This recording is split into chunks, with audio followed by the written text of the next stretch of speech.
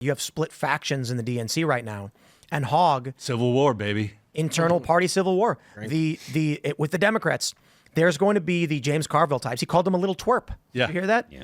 And you think David Hogg's now going to listen to what he has to say? Nope. And perhaps he was only called a twerp because he wouldn't listen in the first place.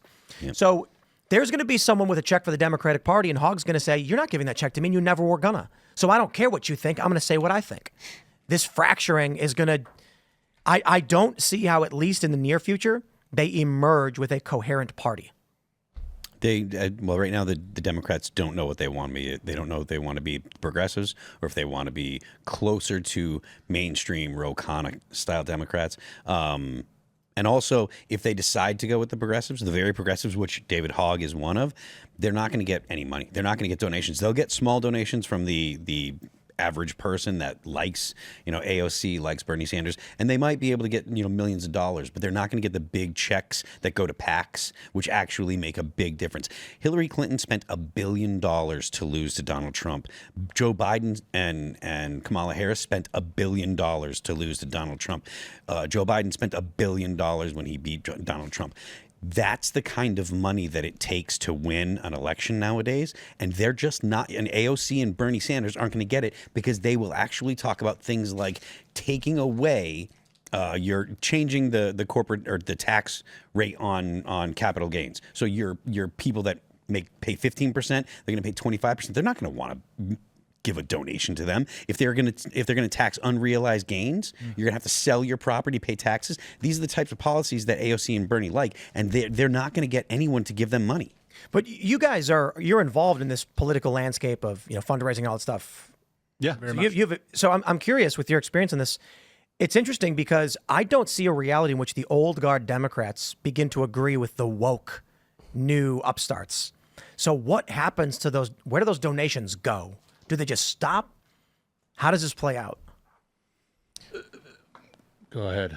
Well, the history doesn't repeat itself, but it rhymes, right? So if you look back through, we've gone through cycles of this in the past on the left and the right, but it's historically either somebody on the right, younger side, or somebody on the younger side on the left in that Ro Khanna style picks up the mantle and runs with the money. Or more, what's happened on the left more often is one of the older types sees an opportunity, adjust their politics, and try to take their money that they've, their historic donors, and bring it with them, and try to marry in the middle. And that's kind of what Bernie Sanders shot for, but missed. And if Hillary Clinton probably would have knocked him off the edge, he might have been successful with that. But that would be my suspicion where that would. I think political donors kind of fall in two camps. One, and this works on both sides of the aisle. There are the principal donors, and then there are the transactional donors. And if the money is not moving where it needs to go in budgets, in federal budgets or state budgets, the transactional donors will stop.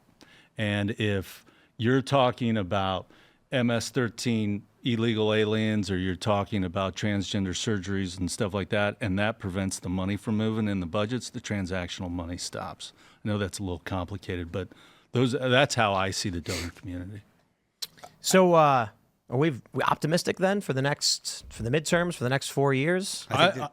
Good.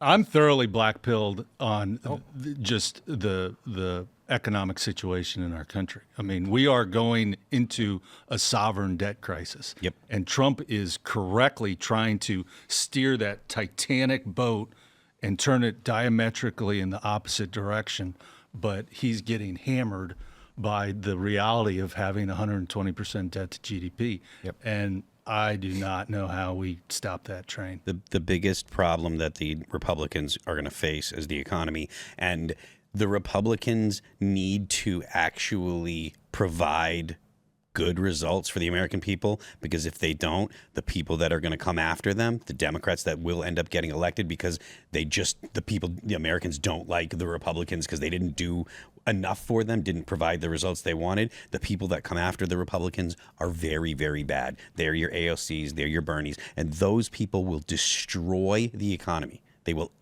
because we have, like you said, 120% debt to GDP.